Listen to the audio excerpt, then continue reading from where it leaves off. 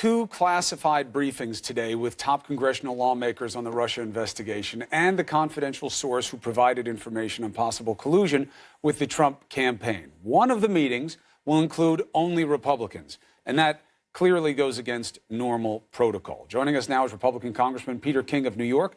He's a member of the House Intel Committee. Good to see you, sir. Thank you for joining us. Always good to be with you, Chris. What do you think of this move today? I think, first of all, it was unfortunate that the Justice Department and the FBI delayed so long in having the meeting in the first place. I'm glad that the Democrats finally want to be part of it because they've never supported us before in trying to obtain this information. So I think it's appropriate that there be the meeting with Devin Nunes and Trey Gowdy. They're the ones who've been demanding this information, fighting hard to get it. And then if the Gang of Eight, if they want to be there, which is 4 Democrats and 4 Republicans, that's fine. There should be nothing to hide here among people at that level. There should be one meeting. Should there not be, with both parties represented? No, absolutely not. No, I have no problem with. First of all, both parties are going to be present at the second one. But not at the same meeting. So they're going to come out with different information, potentially. No, actually, Devin Nunes will be at both of them. Right. And again, so he'll be there at both of them. And the fact is, the reason the first meeting was set up, Chris, is because the Democrats have stonewalled every attempt we've made to try to get the truth out of the Justice Department and the FBI. It was Nunes and Gowdy that asked for the meeting. So they were given the meeting. And then the Democrats say, oh, we want to be part of that meeting. So now the whole Gang of Eight will be there at the second meeting. And I don't see any problem with that at all. Well, when you say that, we've been getting stonewalled, is it not true that you had officials from the FBI and the DOJ say there was no implanted spy in the Trump campaign? Is all the reporting wrong on that? Haven't they already said that? Well, let's see what the evidence shows, because, again... You think they're lying about it? I think they've been certainly not telling the truth throughout this, that's for sure. I don't think there's ever any basis for this investigation in the first place. I think all they might be able to hang the hat on is this unnamed person. And if there's as little evidence from him as there's been from the others, then it shows this whole investigation should never have been started from the start. You don't think that there was good reason for suspicion about Russian interference in the election and whether or not they were trying to make inroads into the Trump campaign? Absolutely not. This was based on, as far as we know so far, it was based on Carter Page, who had never had any connection with the campaign other than having his name there.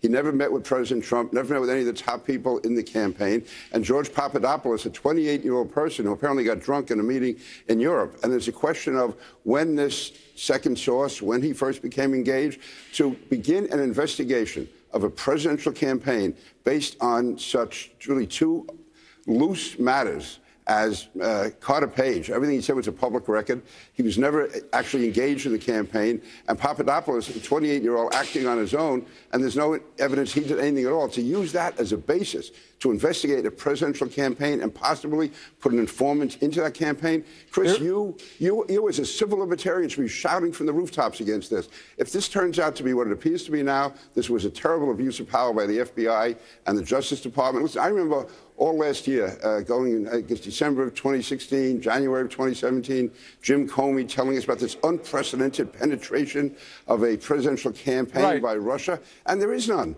There is none. Carter Page? You kidding me? I can't believe you're saying that. Look, if you were talking right now about proof of a crime, I would just keep listening.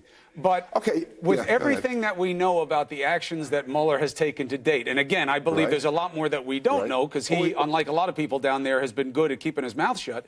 You have had so many points of contact, so many bad choices made by people in and around that campaign about what to say and what to do.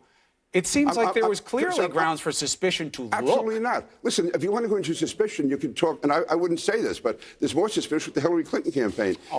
How so? Hold on. The DNC and Hillary Clinton's campaign, they relied on that dossier. The dossier was obtained by a foreign agent, British MI6, who was dealing with Russian agents. So the input that Russia had into the campaign was far more through Michael Steele and the dossier than anything that happened with Donald Trump. But that was an intelligence officer working sources, not meeting with government officials from Russia who were promising bad information on your opponent. Okay, here we go. You're talking about a 20-minute meeting, which was done in Trump Tower, people walking through the lobby of Trump Tower. You had the guy who set it up, Goldstone, taking selfies of himself. You have a meeting which lasted 20 minutes. I've been listening to all the witnesses who were at that meeting. There was absolutely nothing. Then why do they keep lying about the purpose of the meeting? A meeting you would never have taken, Peter King. Well, first of all, you say lie. There was one statement made, if you want to call it a misstatement or a trying to slander was when the New York Times. We know called. they went there for dirt on Clinton. We know that was a dumb thing to do, and we know that the statement that came out said it was about adoption. And we also know that the Clinton campaign went to a foreign agent to get dirt on Trump. And so that, to me, then why wasn't a full investigation by the FBI of the Clinton campaign for what was going on? And if you want to say that it's proper to penetrate a presidential campaign based on this, by the way, this 20-minute meeting that was held, which there was no secret about it at the time, they walked through Trump Tower. Do you think Russian intelligence is going to send 4 people through the lobby of Trump Tower? I don't know. They're going to have a guy put I don't know what they're going to do. They sent that lawyer there to meet with them. And if the FBI wanted to come after the campaign for, bad reason, why didn't they leak it? Why didn't they leak it like they did about the Clinton probe? Why didn't Comey get up there yapping about that the way he did about the Clinton probe? Well, why would they do that? Why would they not come out and say anything? Why would they be so discreet about it if they were out to get Trump? It doesn't make sense. Well, it would if they're trying to get information to use against him. First of all, they never thought he was going to lose, but they were in there. And again, the Pfizer applications have been shown to be faulty, defective. To use again. Well, how have they been found to be faulty? Because it was based 99% on the dossier. How can you apportion a percentage on something like that? You had 4 judges. 4 judges acted consistently with the findings. I've read those applications. I'm telling you, it's 99.9% was based on the dossier, which was obtained by a foreign agent working with Russian agents. That's what that was based on. And to use that as an excuse to penetrate a presidential campaign, Chris, this is just wrong. It really is.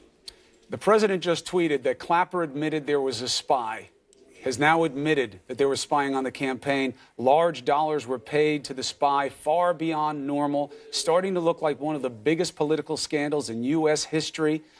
Every one of those things is not backed by any fact that we understand at this time. Clapper didn't say there was spying. He borrowed the word because it's coming out of Trump's mouth, and he actually said the opposite, that the intention wasn't to get dirt on Trump. It was to see if it was true, because of the suspicions that you're choosing to ignore, Congressman. I'm not ignoring anything. You just said there was no basis to look. They should have never had the investigation to begin with. I'm not ignoring them. I looked at them and I find them to be worthless. Well, I'm not ignoring them at all. Listen, I've sat through almost all of these hearings, all the interviews with all the witnesses, listened to Democrats ask them hours and hours of questions. Right. Nothing has been found. That I can tell you. But there is no proof this man was paid more than he should have been, or was paid in the past, or was paid anything specifically for this action. Is that true or false? I can't say, but I think neither can the president, and yet he is making that gross assumption. I'm not saying I don't know. I'm saying I can't say. And I think when the full story comes out, we'll see how much he got paid over the years and how much he got paid in recent time. All right. Peter King, I appreciate you making the case to the American people. Thank you for doing it.